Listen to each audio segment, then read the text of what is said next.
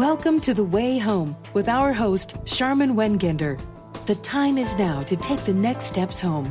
A journey to self, to discover your purpose, and begin living the life you deserve today. We're broadcasting live on Bold Radio.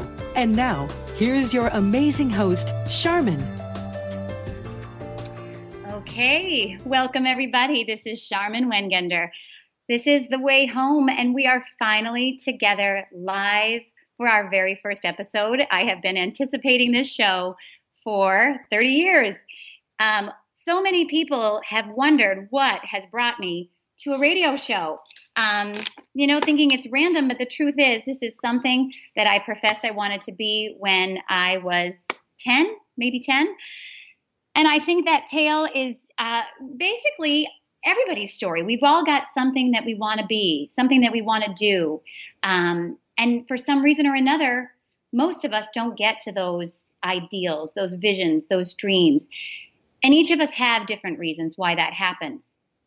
This is the show that's going to get you back home, realign you with what you wanted in your life, realign you with the life you are meant to live, and to make you feel whole again, to make you feel centered again, to make you feel like you like being in the present moment, to not make you feel like you're trying to get somewhere, but rather where you are right now is enjoyable, that it's good, that it's enough. So I want to tell you a little bit about my background, and I want to tell you my story and how I got stuck and how I got derailed and why it took me 30 years to get a radio show. But before I do that, I just want to thank everyone for being here. This is insane. We are finally here. And I want to thank everyone that took the time to kind of send me that text message or that email. I literally was crying this morning because it was so overwhelming. It's scary. It's so scary to go after what you want to go after. In life, sometimes we wait to do things until we have support. Truth is support won't always show up, and you have to do it anyway. But in this case, I didn't know how much I needed it until I received so much of it. And I really, really was moved and just so happy this morning. So thank you to everybody. I don't know at what point I lost you. And so I'm just, I'm going to start from scratch. But I want to give you my background, and I want to talk about why it took me 30 years to become the radio show host that I wanted to be. As a kid, I professed that this was going to be my goal. And while it seemed kind of like an insane idea, somewhere deep inside, I actually knew it felt right. But we all have these inner narrators. We all have this story where we do this self-talk and we can talk ourselves out of our dreams. And so here I am. I want to tell you that story, and I also want to tell you my background real quick. I have 2 years of psychology under my belt before I then switched my major to nursing. I am also a yoga teacher. I started my own yoga studio called Home, which is a personal and wellness development center. I do workshops. I work with men, women, and children, and I'm also a life coach, and now finally a radio show host. And so I'll give you all the details of how that all goes. But of course, too, I just want to say I am married to my best friend, and I am a mother of 3 beautiful, amazing girls, and that fills me up. And but it's the whole package. It's who I am, are all of those things, and none of them exclusively define me. And that's the point that I hope for all of you as well. We all feel lost sometimes because we can get too stuck in one of our roles. We might think that we are defined by our job, by our marriage, by our relationships, but we're not. You're the total package. It's really important to figure out that balance of your history and your present time and even what you haven't done yet. You got to own who you are. And when you feel lost, it's never too lost, or you're never too lost to come home again. And so that's what this show is for. I really believe that telling your story heals you, getting it out. And the great thing is that hearing someone's story also heals you because you see yourself reflected in that story. There's a great quote about the weight of the truth. And sometimes we feel heavy in life. When we feel lost, we can feel really heavy. And there's this great quote by Della Hicks Wilson. She says, "Darling, If you feel heavy, or sorry, darling, you feel heavy because you are too full of truth. Open your mouth more. Let the truth exist somewhere other than in your body. So like we walk around and you physically feel heavy when you aren't in alignment with your life. And there's some great stories I'll tell you that basically define that. So to give you that picture. But I want to go back. I want to talk to you about how I got here and all those pivotal moments that hopefully will resonate with you, because we all have them.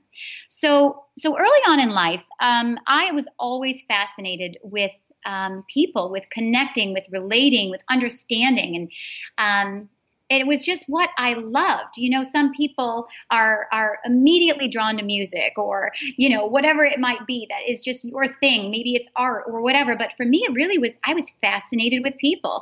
And at 10 years old, I had gone shopping with friends, and I had purchased a pair of red glasses.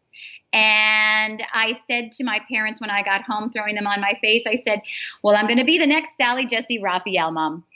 And of course it was meant for humor, and they did. They laughed, and, you know, I'm sure I chucked them aside, probably never wore them again. You know, I got the reaction I was going for. But again, somewhere inside, I knew that that is what was meant for me.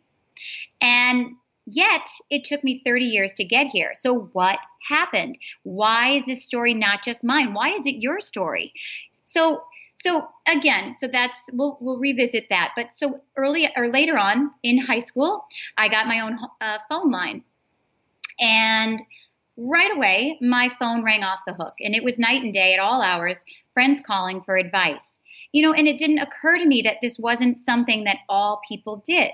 It was what was natural to me. I never really thought about it, but in hindsight, it really was showing me that this was my true self. This was where I was comfortable. I was never drained by hearing people's stories.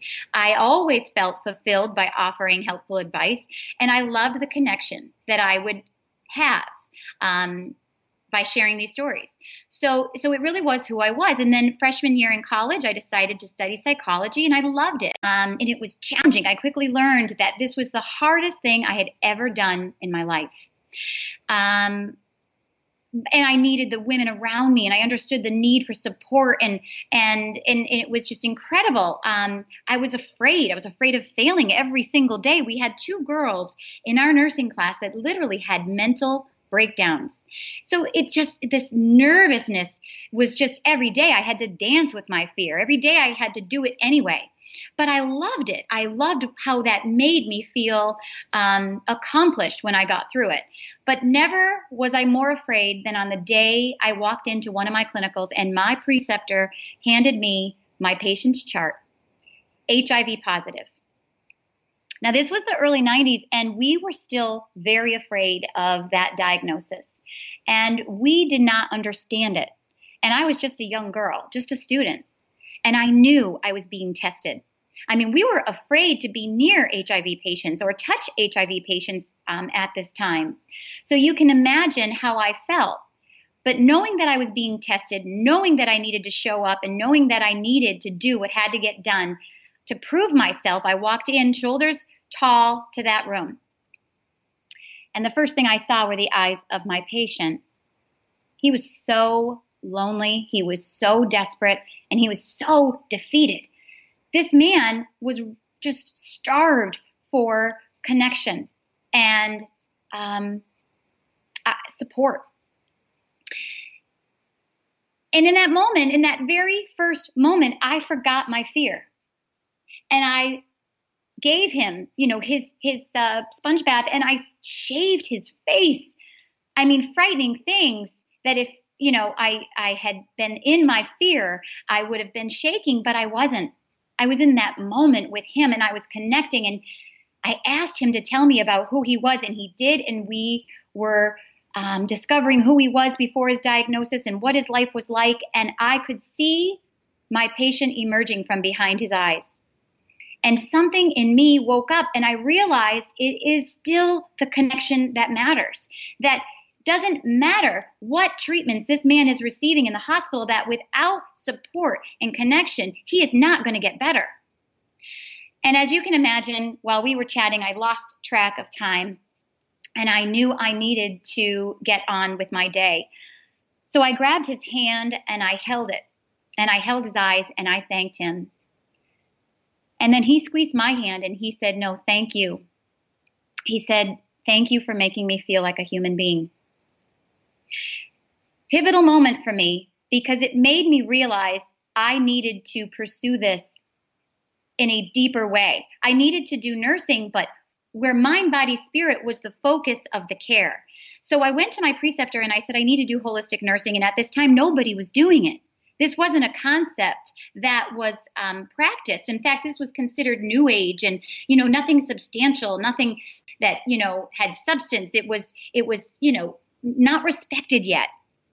But I had this one amazing preceptor, Marie Fields, and she said to me, "Sharmin, I work at Brigham and Women's," and she said, "I know that in the NICU, they are doing holistic measures, the moms and the babies, skin-to-skin care, and other amazing things that if you could get permission to go there, it would be just what you're looking for." And my workload was amazing at that time. It was so heavy, so burdensome. I had no free time, but I found the time and I drove to Boston. And I even went to Chinatown one day with one of the nurses, and we were looking at all the Chinese herbs, and it was fascinating. And I did my studies about skin to skin contact and connecting and wellness. And it was gorgeous, and it was everything I wanted it to be. And at graduation that year, they mentioned me at graduation. They said, you have to go after what inspires you. You have to do what scares you. You have to inspire change. And they said something to the effect of, if you do this like Sharmin Wengender, then someday maybe holistic nursing will be commonplace in medical and nursing schools across the country. And in fact, in this day, 2017, it is in every medical school and in every nursing program. Holistic nursing, mind, body, spirit alignment is considered commonplace because students like me stood up for what change needed to happen in healthcare. When I graduated, I was so honored. Before I even took my boards, they asked me to speak at a conference of 500 nurses. I had not passed my boards. I was just a kid, but they wanted me to stand up and speak to the power of human touch. Again, this was a glimmer of who I was, right? At this time in my life, I stayed true to my path. I kept going after what I wanted. Even when the chips were down, when I was feeling, that I couldn't, I did it anyway. And opportunities found me, because that's what happens when you take a step towards yourself, towards your true self. The world, or the universe, if you want to call it that, will conspire to help you. So this great conference took place. That was my official first public speaking. I then got my dream job.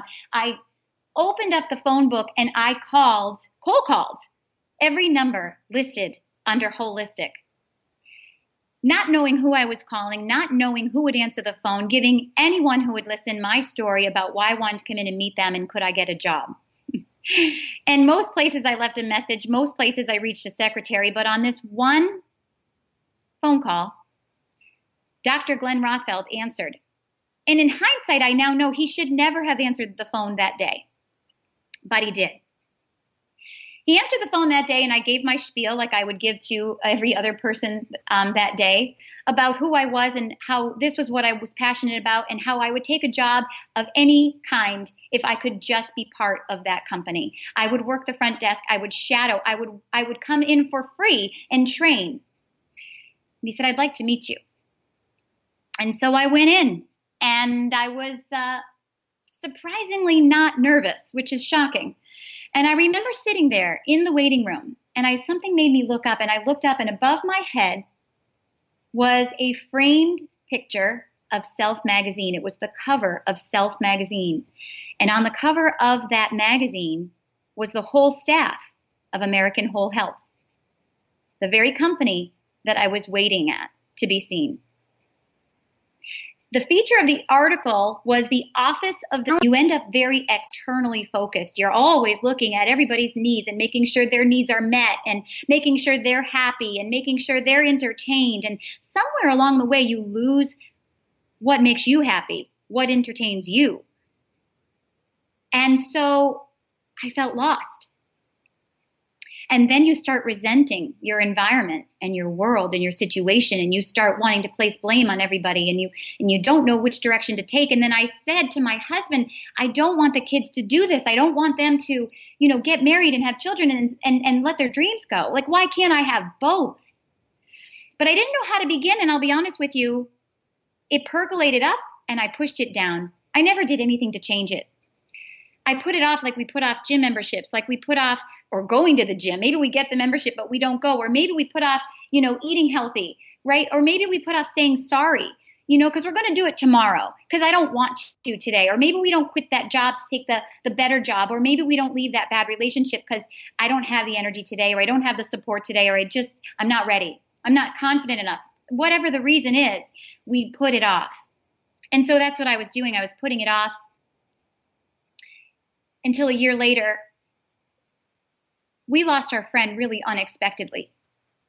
One of our very best friends. You know what? And life does that too, because it shows you that you don't always have tomorrow. And it will give you that lesson when you need it the most. When that happened, our lives were it was like an implosion. Nothing was right. What was up, what was down, I don't even know, but everything was wrong. And I realized we need to make something good out of this. I need to do something good with this. And I said to my husband, in honor of our friend, Dave Powell, I have to find myself again because I want my kids to live. We're all going to die. And we know that. But so many of us are not going to live. So I said to my husband, I have to remember, when did I feel most like myself? I need to figure out what that is. And I remembered it was when I was in nursing school. It was when I did yoga because it kept me balanced. And so I said, all right, so I'm going to not just go back to yoga, I'm going to teach yoga. And so I started teaching yoga. And quite instantly, everyone said that it was my words that made them feel calm, soothed, inspired. They were pulling me aside after class. Can we go to coffee? Can we chat some more? You just changed my thinking. And, it's true. In coaching, we say when you change the way you look at things, the things you look at change, right? When you pause to be in the present moment, it's amazing how the view can change. And so everyone kept saying it was my words that were moving them. I think the classes were pretty good, right? The postures weren't so bad, but it was my words, my connection with people. And so I knew I needed to become a life coach.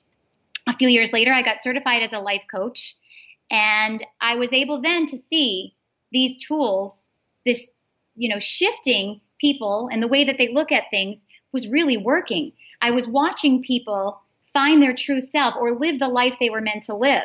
I was helping them discover the stories that blocked them and shift it in their minds so that they could take the action steps needed to pursue these dreams, these visions, these goals. And seeing it happen and seeing them transform made me realize I'm not doing it myself. Like, I'm seeing it work in other people's lives and I'm not doing it. And so I remembered how I wanted to be a radio show host. I remembered those red glasses. I remembered how I always wanted to connect with people. And I launched my website for my home studio, and I was doing public speaking, and I thought, okay, it all comes back to this. This is something you've always wanted. And if I were my own client, I would say, well, why haven't you done it? Well, it goes back to one of my stories. One of my stories, a pivotal moment in my life, years and years ago. I had someone say something to me that made me fear being seen. And I'm going to talk about that in our next show because it's its own story. It made me fear being seen, and it made me not want to be big. It made me want to shrink, made me want to be small. Well, you're certainly not going to pursue a radio show because if you don't want to be seen, right? You're going to push it back. So hearing that story, is it's always there. We have these stories, these comments that people say to us that, become the lenses through which we see the world. And I recognize that moment as really changing what I pursued in my life. And I said, that's it. I got to go for it. I'm terrified, but I'm going to do it anyway. So I went up to my brother who works for iHeartRadio and I said, Tommy, and he doesn't just work there, he's got an incredible job at the top of the company. And I said, Tommy, I want to be a radio show host. Could you help me get a show? And he said, honey, I can't. It would be easier if you weren't my sister. And I said, bullshit, Tommy. If I were Deepak Chopra, you would be begging me to get on your show. And Tom and I have a great relationship and he's very funny. And he held my eyes and he looked at me and he said, yeah, but you're not. And you know what? I laughed and I just put it back again. I let it percolate up to the point of that conversation, and then I didn't revisit the radio for another 6 months. This past October, something triggered my eye when surfing Facebook. Someone had a Facebook post for Bold Radio. I clicked it, and on that website I saw Become a Host, and in that moment, without filtering, without overthinking, I wrote the pitch for my radio show on voice to text on my cell phone. I sent it in, and that night, the CEO of the station, Facebook, requested me and then messaged me. She loved my pitch, and could we talk? I'm sitting here now talking to you 30 years later, connecting all the dots about what I wanted to be and overcoming all the blocks that held me from it. And I'm seizing the moment now in an effort to not just live out my dream, but to let you know yours is possible too. I want you to take the step that you know you want to take. One small step. Make that call. Look into that class. Throw away, the old habits, the old mindsets, and start today. Promise yourself you are worth it. Don't believe the limiting thoughts that you've been telling yourself, or that somebody else told you years ago. Believe that if it's still a whisper inside of you, it is exactly what you are meant to do. Use what inspires you as a reflection of what you are meant to do with your life. If I could paint, you would say, go sell your paintings. Your paintings are amazing. If I could sing, you'd say, go sell your records. So I can connect with people and it fills me. It's what I do. So I'll have a radio show host, but what's your story? What aren't you doing that you should be doing, and why aren't you doing it? So this is The Way Home with Sharmin Wengender. This is my first show. I apologize for the technical difficulties that we had early on in our program, but I guess we're working it out. Hopefully this second attempt was smooth. There's so much more I want to tell you, but I will leave you with a few thoughts. Number one, we just lost Carrie Fisher. She's a beautiful actress and impacted so many women because of her strength. She was a strong female character. She says, stay afraid, but do it anyway.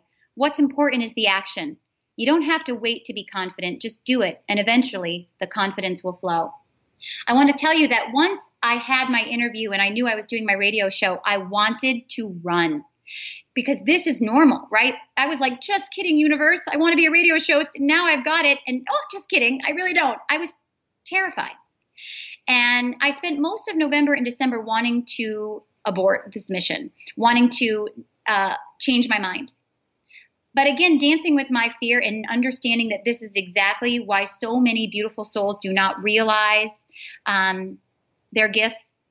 They run away because of fear's dread. They let fear paralyze them. And you can't let fear be the thief that robs you before you even begin. You have to do it. And so I faced my fear and I did it anyway. And the coolest thing happened.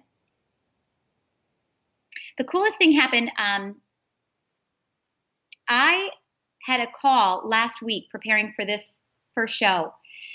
And it wasn't until that moment that I realized I wasn't even afraid anymore. See, because if you let fear paralyze you, then you will quit before you get to see that it actually goes away. So at this preparatory call, I'm sitting there and they were like, are you still really nervous? Because of course for 2 months I've been talking about how I don't really think I want to do this anymore. Like, just kidding. And it was just in that moment that I realized I'm not afraid. I'm actually so freaking pumped and I'm so excited. And I'm finally stepping up to what I really always wanted to do. And you can't achieve this feeling of exhilaration or excitement if you didn't first have to be afraid of it. First have to feel the fear, rather, and walk through it. And so that's what I want to tell you. And I want to tell you that inaction will slowly change you from what you could have been to what you never will be. So take that step. It is never too late to be what you might have been. I know you want to liberate your dreams. I know you want to live fully. Don't let the foreboding unease of not succeeding keep you from trying. I'm Sharmin Wengender. You can get more of this show each week at 11:30 on Mondays. If you would like to work with me, please just send me an email. We can work one-on-one together. I love that we now have a forum for each other. I want to hear your stories. I want to be a part of your transformation. And I will just tell you one last metaphor that you can take with you for the day. I heard a speaker once tell me a story about lobsters, and he said lobsters grow by going under a rock and shedding their shell and then forming a new one. Their signal to shed the shell is feeling uncomfortable in that shell. And so they shed it. But in today's life, we don't shed our shells, right? We don't. We go to the doctors and they give us Xanax and they give us, Valium or whatever it is. Thank you for being a part of this program. And I look forward to connecting with each of you again. Need more Sharmin? Visit www.sharminhome.com and explore your next steps of arriving home. Remember to join us next week right here on Bold Radio Station.